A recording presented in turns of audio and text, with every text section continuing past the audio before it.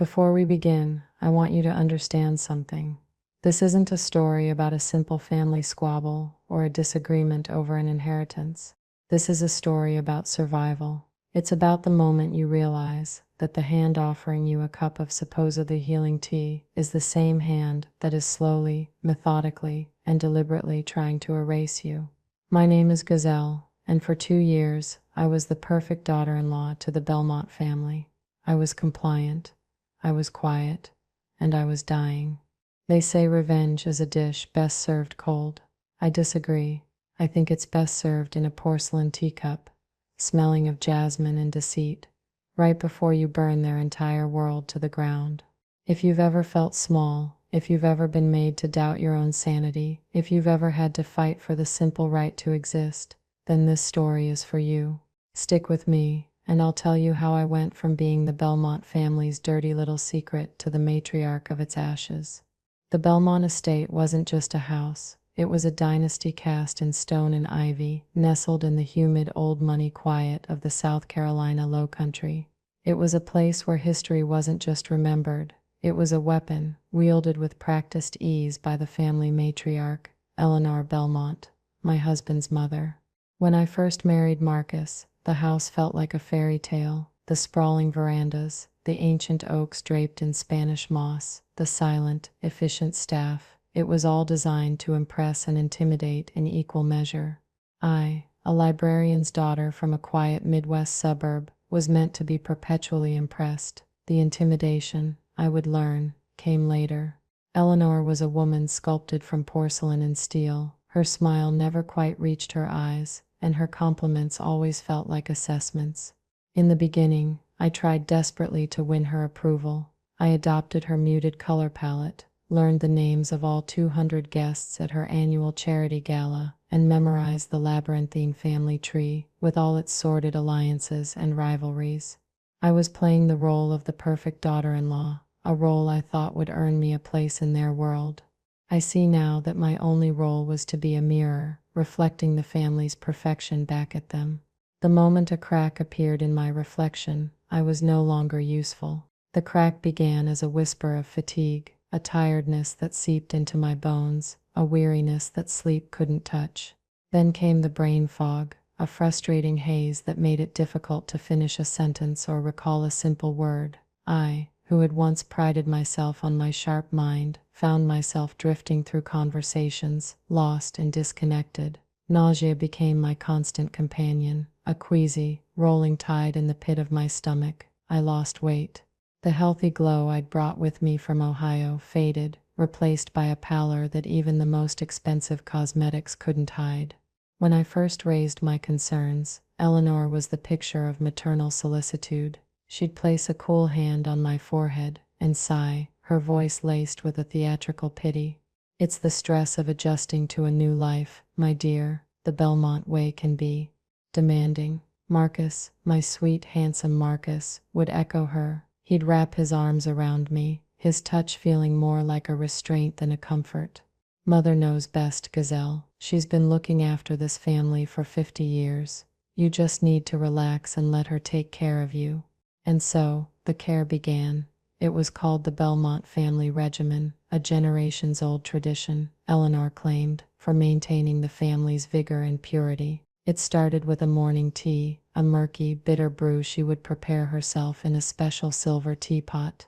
Then came the specific foods, strange, fibrous roots, pungent greens and broths that tasted of earth and something vaguely metallic. She would bring the tray to my room herself, her eyes gleaming with a kind of fervent intensity. "This will build you up," she'd say, watching me until I'd consumed every last drop and morsel.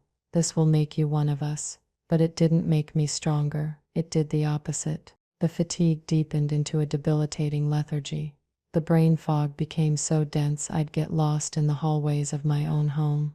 My hair began to thin, clogging the shower drain in sad brown clumps.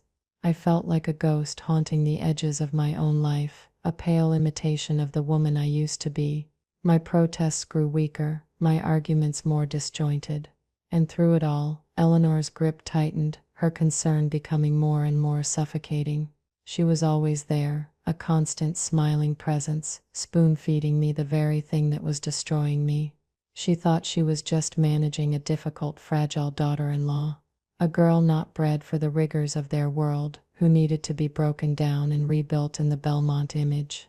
It wasn't about malice, you see. In her mind, it was about control. It wasn't about revenge for me, not yet. It was simply about wanting to live. The turning point came not with a bang, but with a hushed, terrified phone call from my sister Chloe. I'd been sending her photos, trying to downplay how bad it was, but she saw through it. She saw the hollows in my cheeks, the vacant look in my eyes.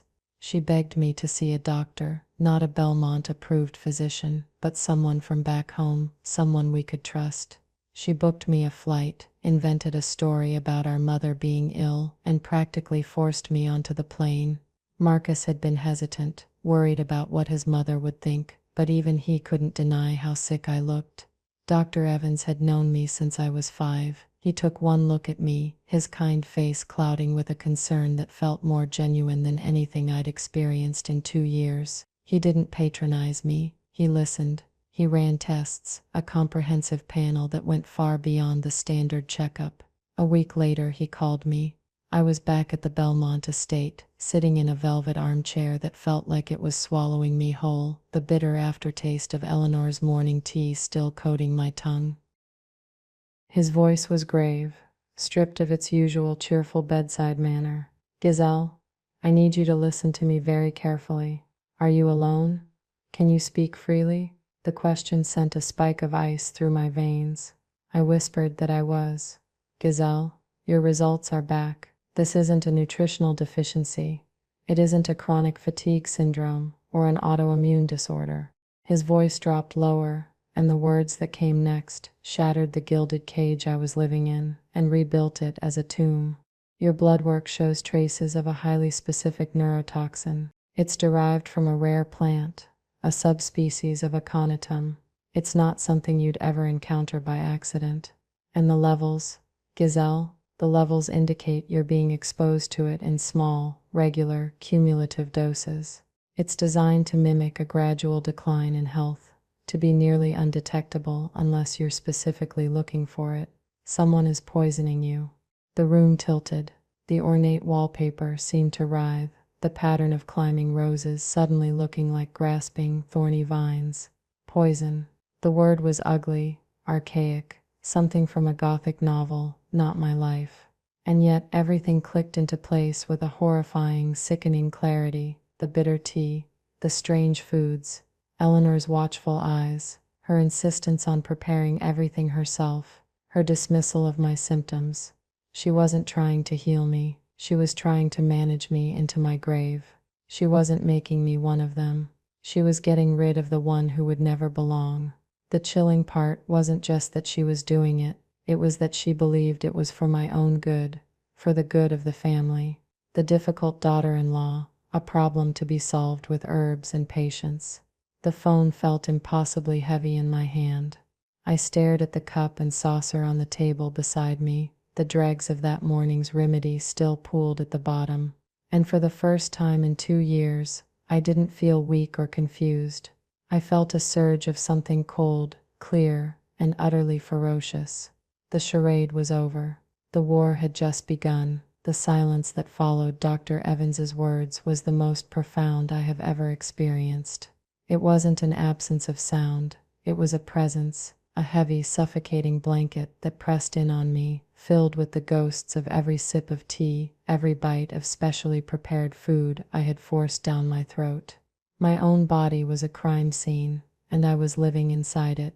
I remember gripping the armrests of that velvet chair, my knuckles white, convinced that if I let go, I would simply float away, disintegrate into a million particles of fear and rage.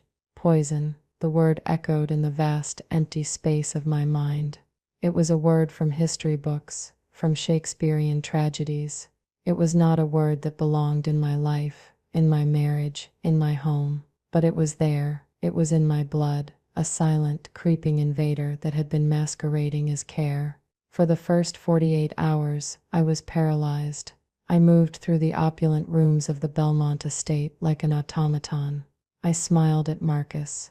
I thanked Eleanor for the morning tray she brought to my bedside, my hand trembling so violently I nearly dropped the cup. Every interaction was a performance. I was acting the part of the frail, compliant Giselle, while inside, a storm was gathering. The paranoia was a physical entity. The air felt thick with it. I would watch Eleanor in her herb garden, a serene smile on her face as she snipped leaves and blossoms, and my blood would run cold. Which one was it? That delicate white flower, the glossy green leaf? Was it in the water? Was it in the salt? I started eating only pre-packaged snacks. I kept hidden in my closet, a pathetic rebellion of granola bars and potato chips against a systematic campaign of extermination. I felt like a hunted animal, trapped in a beautiful, gilded cage where the zookeeper was also the predator. The true breakdown happened on the third night. I was lying in bed, the moonlight streaming through the massive paned windows, illuminating the dust motes dancing in the air. Marcus was sleeping beside me, his breathing deep and even, completely oblivious. He was a good man, I told myself, a mantra that was wearing thin. He was just a product of his upbringing, conditioned to believe in his mother's infallibility. But his goodness, his obliviousness, was no longer a comfort. It was a liability. It was an accomplice. I slipped out of bed and went into the master bathroom, a cavernous space of marble and gold. I caught my reflection in the mirror, and I didn't just see a sick woman, I saw a victim. My skin had a grayish, translucent quality. My eyes, once bright and full of life, were sunken and dull, set in dark, bruised-looking circles. I pulled at my thinning hair, and a small clump came away in my fingers. I stared at it, lying there in my palm, and something inside me snapped. A sob tore its way out of my chest, a raw, guttural sound of such profound grief and fury that I had to bite down on my hand to stifle it. I sank to the cold marble floor, my body racked with tremors. All the gaslighting, all the patronizing smiles, all the times I was told I was being too sensitive, too dramatic, too weak, it all crashed down on me.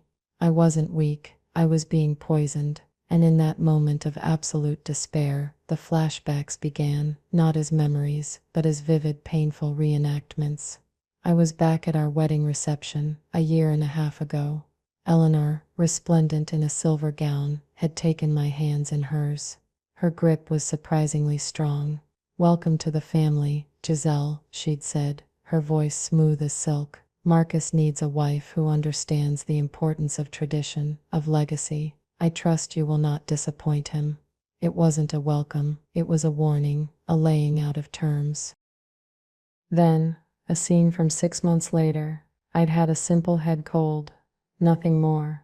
Eleanor had appeared at my door with the first cup of her family tea. "This is a Belmont secret," she'd whispered, a conspiratorial glint in her eye. "It's been passed down for generations. It keeps the line strong." She presented it not as medicine, but as an initiation, a privilege. To refuse it would have been an insult, a rejection of her, of the family. I remember the taste, bitter, earthy, with an unpleasant, lingering aftertaste. I'd choked it down with a grateful smile, eager to please, eager to belong. I was drinking my own poison and thanking my executioner for it. The most painful memory was the most recent, just 2 months before my trip to see Dr. Evans. My symptoms had become impossible to ignore. I'd found Marcus in his study, the rich scent of leather and old books filling the air.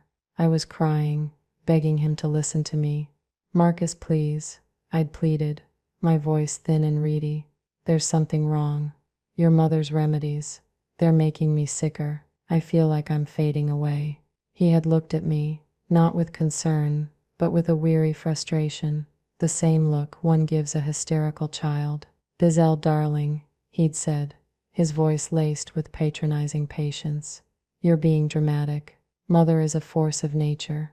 Yes, but she loves you. She loves us. This diet is what has kept our family healthy for a century. You're just not used to our ways. You need to try harder. You need to trust her." He chose his mother's narrative over my reality. He chose the comfort of tradition over the evidence of my suffering right in front of him. That was the moment I truly became alone in that house. His denial was the lock on my cage. Lying on that cold marble floor, the memories swirling around me, the self-pity and fear began to curdle, hardening into something else. It was a cold, quiet rage. The tears stopped. The shaking subsided. I looked at my reflection again, at the gaunt, haunted woman staring back at me. I saw the victim, yes, but I also saw a flicker of something else in the back of those tired eyes, a survivor. Eleanor Belmont had made a critical miscalculation. She assumed the librarian's daughter was weak, pliable, breakable. She mistook my politeness for passivity, my desire to please for a lack of a spine. She thought she was tending to a wilting little flower she could easily prune from the family vine. She had no idea she was nurturing a root system of pure, unadulterated resolve. It wasn't about revenge, I thought, my hand clenching into a fist. Not yet. It was about seeing tomorrow. But then a new thought, sharp and clear as a shard of glass, cut through the fog. Yes, it was. It was absolutely about revenge. It had been about revenge from the moment he called me dramatic. It was about revenge for every condescending smile, for every bitter cup of tea, for every night I went to sleep, feeling a little more of myself slip away. I got to my feet, my movements slow and deliberate. I washed my face, staring at my own eyes in the mirror. The despair was gone, replaced by a chilling calm. The game had changed. She thought she was the one in control, the one managing her difficult daughter-in-law. She had no idea that I was about to become the manager of her entire world. The plan began to form, not in a flash of inspiration, but piece by piece, a cold, logical, and ruthless strategy. She wanted to erase me. I was going to make sure she erased herself instead. The transformation from victim to strategist was not instantaneous. It was a quiet, meticulous process that took place in the dead of night, illuminated by the cold blue light of my laptop screen. My first objective was simple: stop the poison, but I couldn't just refuse the tea. Eleanor's control was absolute, her suspicion a finely tuned instrument. A sudden refusal would be an alarm bell, a declaration of war. I wasn't yet equipped to fight. I needed a substitute. A placebo. My enemy's weapon was botany. I would make it my own. I descended into a rabbit hole of online herbalism forums, toxicology databases, and pharmaceutical supply websites. My search history from those nights would have looked like that of a budding poisoner myself. I learned everything I could about aconitum, the plant Dr. Evans had mentioned. It was known as wolfsbane, monkshood, the queen of poisons. Its effects were insidious: neurological disruption, cardiac arrhythmia, a slow, systemic breakdown that in small, repeated doses perfectly mimicked a wasting sickness. The descriptions of the symptoms were a biography of my last year. Eleanor wasn't an amateur. She was an artist of malice. My greatest challenge was creating a placebo that would pass her scrutiny. The tea had a unique, memorable bitterness and a specific earthy scent. I couldn't just replace it with chamomile. After days of research, I found my solution in a combination of 3 perfectly harmless but powerfully flavored herbs: gentian root for the intense bitterness, roasted chicory root for the dark color and earthy notes, and a touch of valerian root for the vaguely medicinal, almost sinister aroma that clung to the original brew.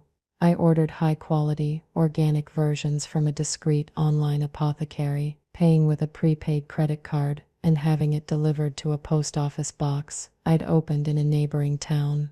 The day the package arrived, I felt a surge of adrenaline that was more potent than any caffeine. It was the first piece of my counteroffensive. The next step was confiding in someone. The isolation was a poison in itself, and I knew I couldn't do this alone. There was only one person on the planet I trusted without reservation: my sister Chloe. She was 2 years older, a pragmatic, no-nonsense lawyer who had viewed my marriage into the Belmont dynasty with suspicion from the start. I called her late one night, my voice a whisper, huddled in a walk-in closet, surrounded by expensive clothes that felt like a costume.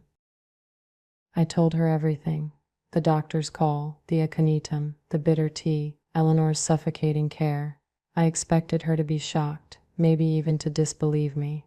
Instead, there was a long, cold silence on the other end of the line. Then her voice, low and furious.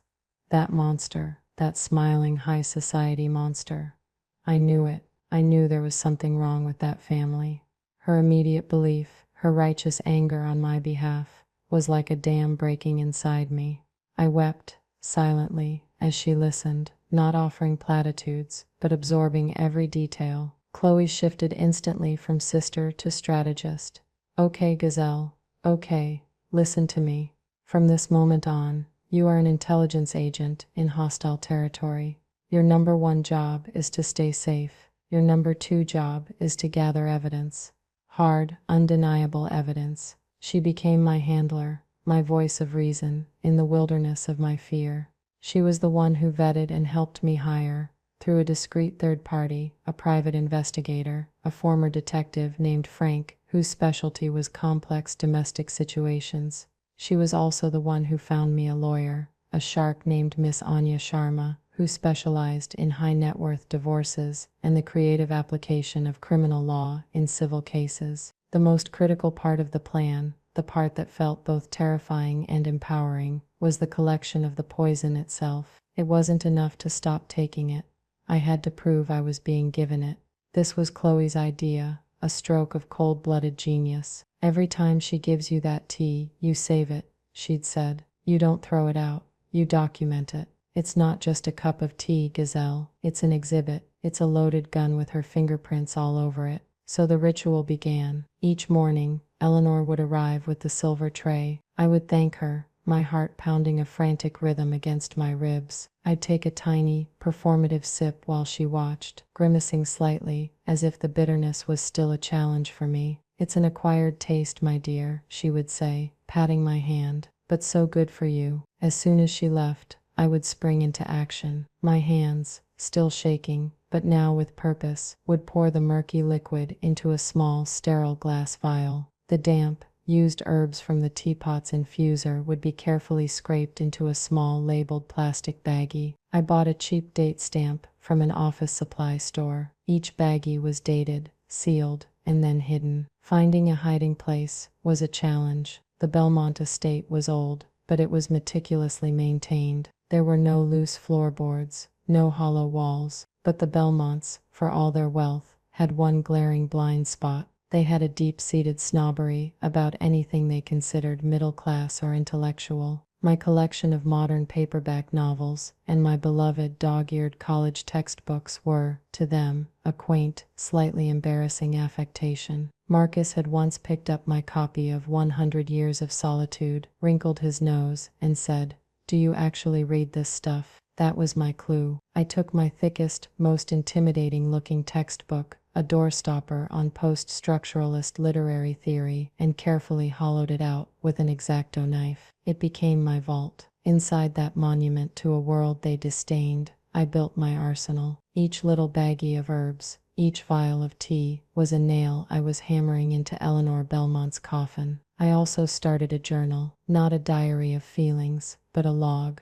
a cold, factual record of my war. Date, time, symptom real or feigned, conversation, every condescending word, every passive-aggressive comment, every time she mentioned the regimen, was recorded in neat, precise handwriting. I cross-referenced it with my secret follow-up blood tests, which I would get on my shopping trips to Charleston. The tests started showing my toxin levels slowly, miraculously decreasing, even as my journal detailed Eleanor's continued administration of her cure. The book, the vials, the journal, they were my hidden leverage. They were the truth, patiently waiting in the dark while I played the part of the wilting flower in the light. The fear was still there, a low hum beneath the surface of everything, but now it was overshadowed by something else, a sense of profound, exhilarating control. She thought she was the puppet master. She had no idea I was cutting her strings, one by one. The first sign that my silent takeover was working was my own reflection. About 3 weeks after I began the placebo regimen and the meticulous collection of evidence, I woke up one morning and saw a ghost of my former self in the mirror. The sallow, grayish tinge to my skin was receding, replaced by a hint of pink. The dark circles under my eyes were less like deep bruises and more like faint shadows. I had an appetite, a real one, not for Eleanor's strange roots and broths, but for a simple piece of toast with butter, a contraband item I ate in the secrecy of my bathroom. My mind felt clearer. The suffocating fog was beginning to lift, replaced by a crisp, sharp clarity. I hadn't realized how much I'd missed.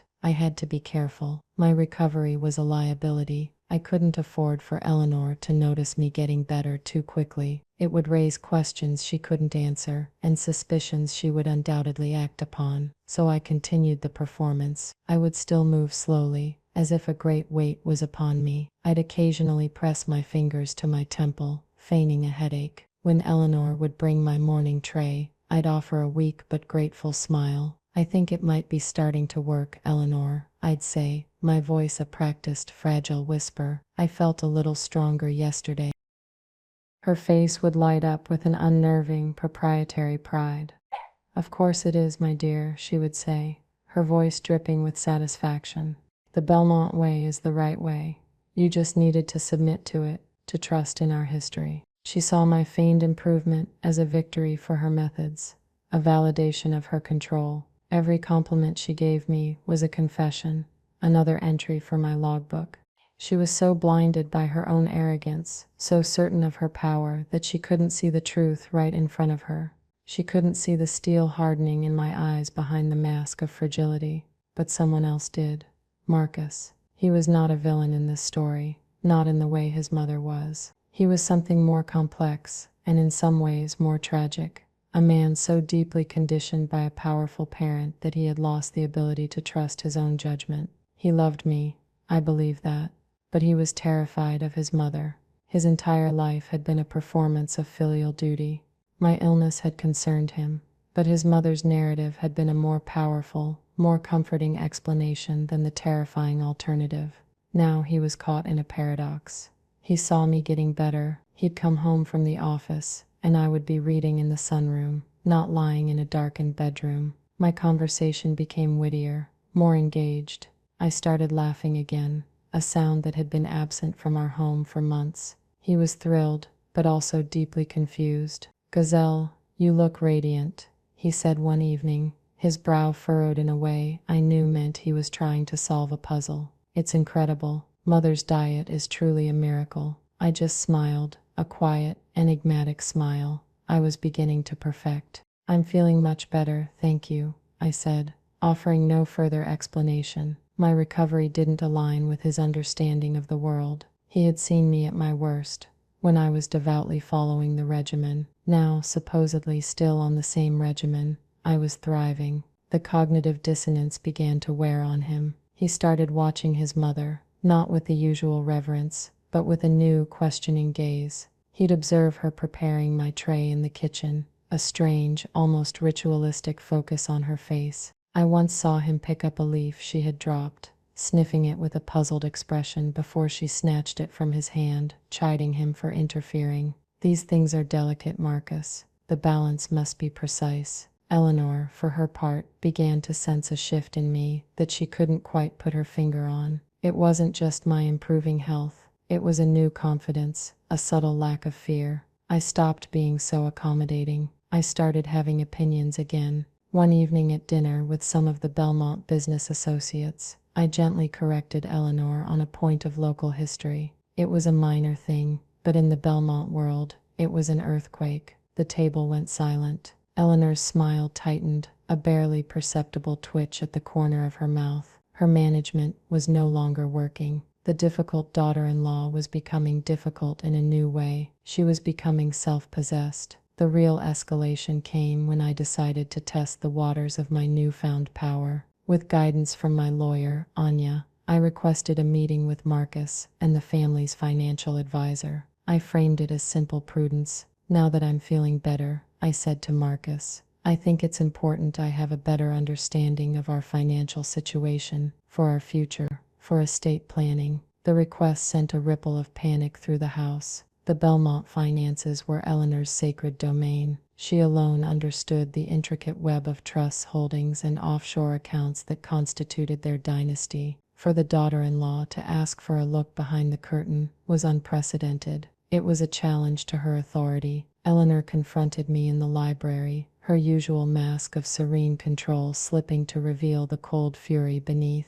"What is the meaning of this, Gazelle?" she demanded, her voice low and sharp. "Poking your nose into family business. After all I've done for you, after I have nursed you back from the brink, this is how you repay me? With this vulgar curiosity?" I didn't flinch. I didn't back down. I met her icy stare with a calm, level gaze of my own. "I just think it's wise for a husband and wife to be partners in all aspects of their lives, Eleanor," I said, my voice even. "Don't you agree?" It was a checkmate. She couldn't argue with the sentiment without revealing the ugly truth that in her world, I wasn't a partner. I was an accessory, one that was beginning to malfunction badly. She stared at me, her mind clearly racing, trying to understand how the weak, pliable girl she had so carefully managed had suddenly developed a spine of solid steel. She was losing control, and she knew it. The panic was beginning to set in, and I could see it in the tightness of her jaw, the slight tremor in her perfectly manicured hand. The silent takeover was almost complete.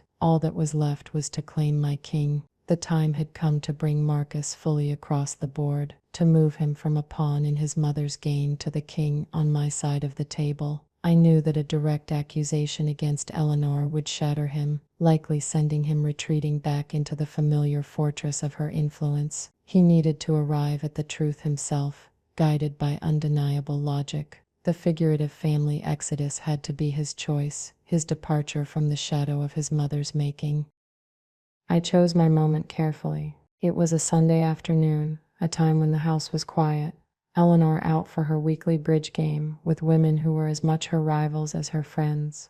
I found Marcus in his study, staring out the window, a glass of whiskey untouched on his desk. He had been quiet and pensive for days, the gears of his mind grinding against the inconsistencies he was witnessing.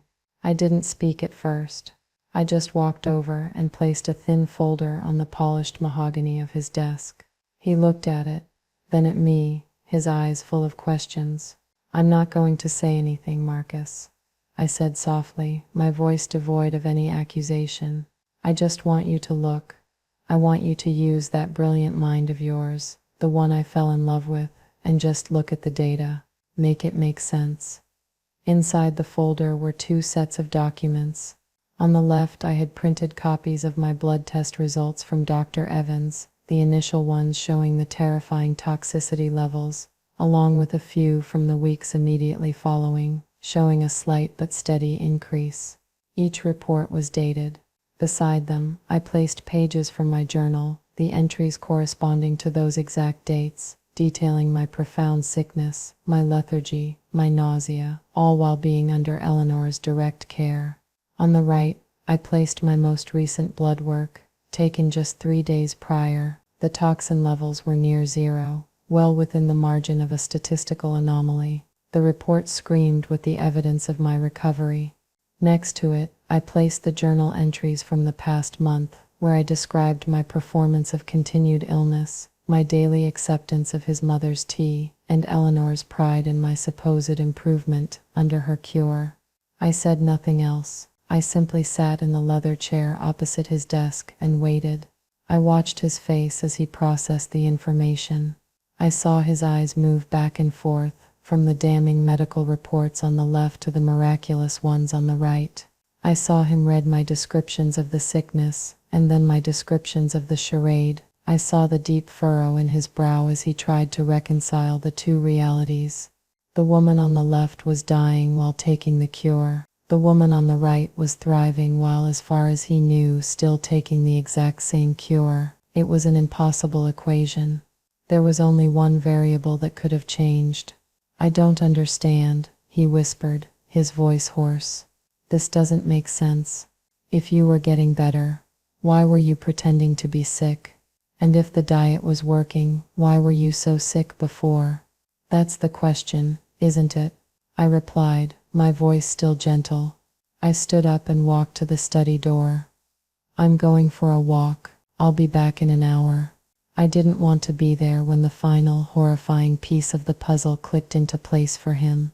This was his demon to face. When I returned, the house felt different. The air was heavy, charged with a new, terrible knowledge. Marcus was gone. A note was on the hall table. His handwriting, usually so bold and confident, was shaky, almost illegible. Gone to mother's. Need to talk. I spent the next 2 hours in a state of suspended animation. This was the moment everything hinged upon. Would he confront her? Or would she, with her lifetime of practice, manipulate him, twist the narrative, and turn him against me for good? My entire plan, my very future, rested on the strength of a man who had been systematically weakened his entire life. Just after sunset, I heard his car in the driveway. He walked in, and he looked like a man who had aged 10 years in a single afternoon. His face was pale, his eyes red-rimmed. He looked broken. He walked straight to me, and for a moment I thought he was going to yell, to accuse me of trying to destroy his family. Instead, he collapsed into my arms, his body shaking with silent, racking sobs. He held onto me like a drowning man. I asked her, he choked out, his voice muffled against my shoulder. I just asked her what was in the tea. I just asked her why she was so secretive about it. He pulled back, his eyes searching mine, filled with a horrific, dawning comprehension. She didn't answer me, Gazelle. She told me I was being ungrateful, that you were a disruptive influence. She said some things have to be done for the good of the family line, to maintain its purity. She told me I didn't need to concern myself with the details. She didn't deny it. She tried to justify it. My own mother. The family exodus was complete. It wasn't a physical departure from the house. Not yet. It was a seismic shift in the landscape of his soul. He had left the protective, poisonous shadow of his mother, and had chosen to stand with me, in the harsh, cleansing light of the truth. Our front was now united. The power had irrevocably shifted.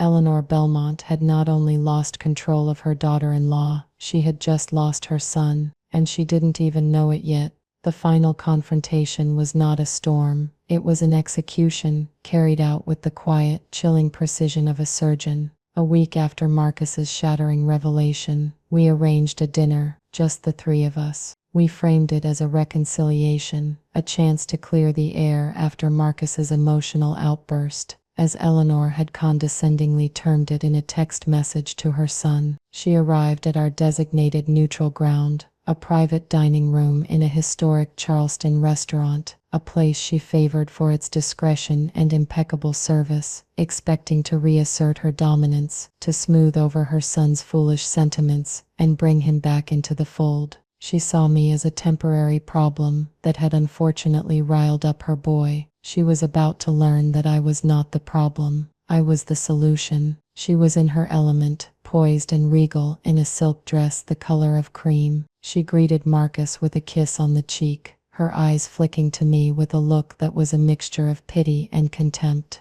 "Gazelle, dear," she said, her voice like honey laced with arsenic. "I'm so glad Marcus came to his senses and arranged this. We can't have discord in the family. It's so unbecoming." We sat, we ordered, we engaged in the meaningless small talk that was the lifeblood of her world. I let her lead, let her feel the familiar comfort of control.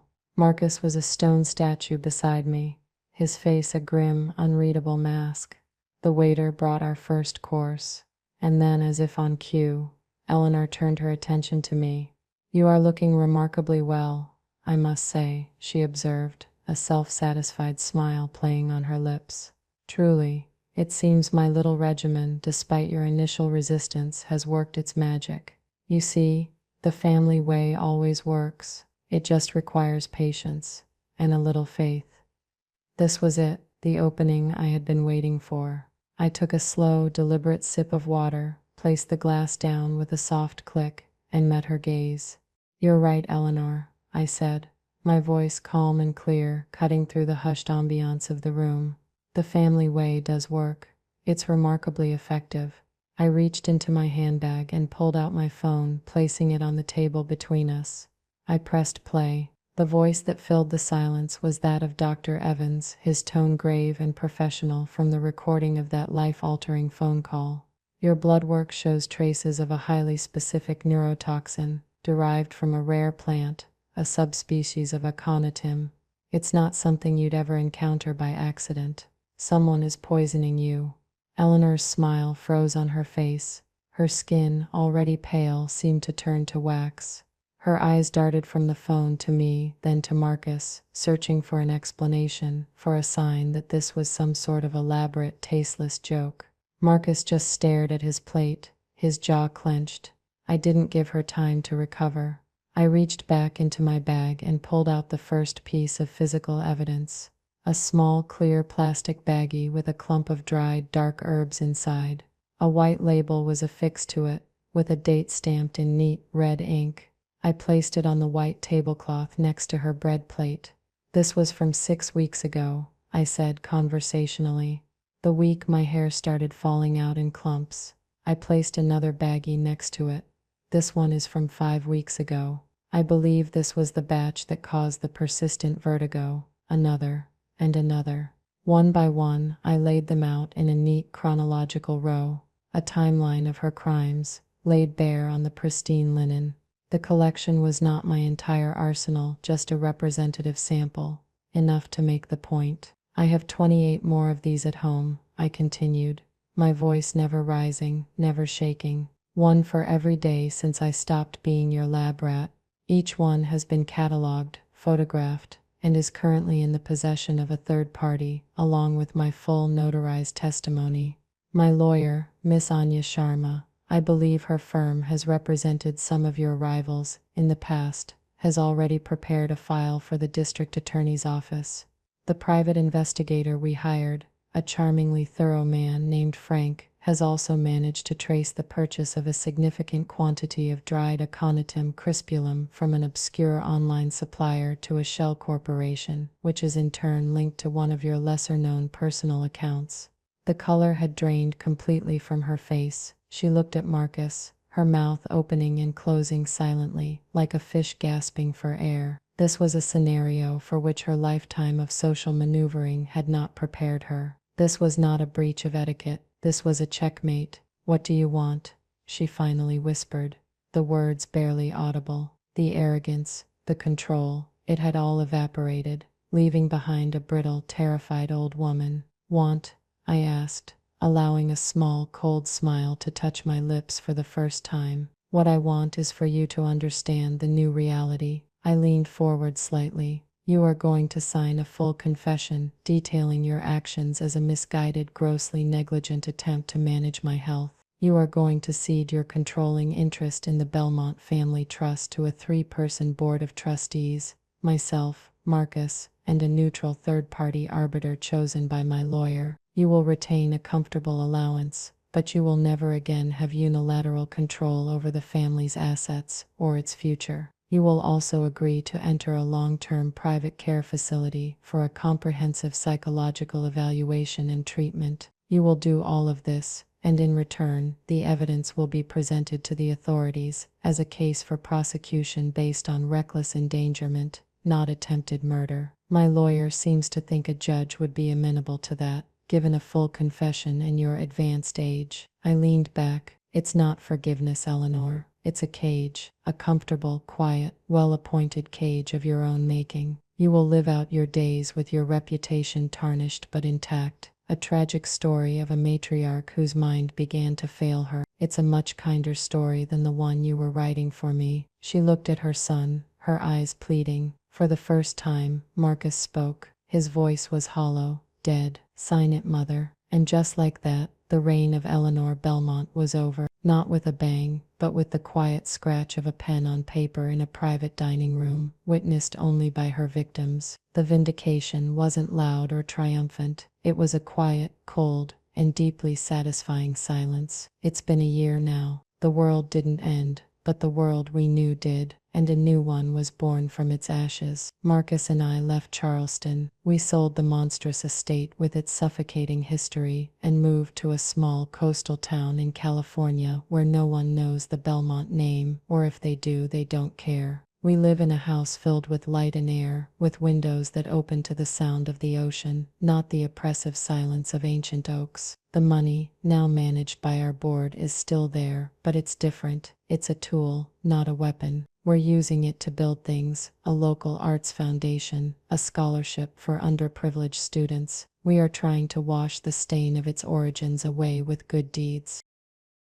Eleanor is in her gilded cage, a beautiful, exclusive wellness retreat in the mountains of North Carolina, a place where the wealthy and powerful send their inconvenient relatives to fade away with dignity. She is, by all accounts, a model resident. The official story, the one we so carefully crafted, is that she suffered a breakdown, her brilliant mind succumbing to a gentle, tragic paranoia. It protects the family name, which was the only thing she ever truly loved. It's a mercy she never would have afforded me. Sometimes I feel a pang of something, not pity, but a kind of detached sorrow for the woman she could have been, if not for the poison of pride and control that ran deeper in her veins than any toxin she put in my tea. Marcus is healing. It's a slow process. The deconstruction of a lifetime of conditioning is not easy. He is in therapy, learning to separate his own voice from the echo of his mother's. There are days when the guilt overwhelms him, days he struggles with the man he was, the man who called me dramatic while I was being systematically destroyed. But he is trying. He is building a new identity, one based on partnership and truth, not duty and denial. Our love is quieter now, more fragile, but it's also more honest than it ever was. We are survivors, and that is a bond of its own. As for me, I am healthy. I am whole. I have nightmares sometimes, dreams where I can taste the bitterness on my tongue, but they are fading. I have learned to trust my own body again, to listen to its whispers before they become screams. I have learned that the most dangerous prisons are not the ones with bars and locks, but the ones we are told are for our own good. They are built with words like tradition, duty, and family. They are fortified by gaslighting and gilded with false affection. So why am I telling you all this? Because I know I'm not the only one. Maybe your cage wasn't a mansion, and maybe your poison wasn't a rare plant toxin. Maybe it was a constant criticism disguised as advice. Maybe it was financial control disguised as generosity. Maybe it was emotional manipulation disguised as love. The methods may differ, but the goal is the same: to make you smaller, to make you doubt your own reality, to make you more manageable. I want you to know that your instincts are not drama. Your feelings are not an overreaction. Your reality is valid, even if the whole world, or just your whole family, is trying to convince you otherwise.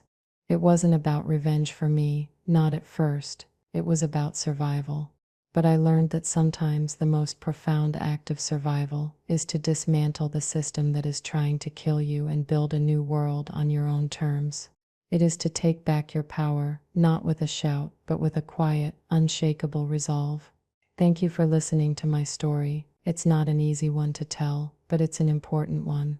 Have you ever had someone try to control you for your own good? Have you ever had to fight to make someone believe your own truth? I'd love to hear about your experiences in the comments below. Your stories matter. Your voice matters.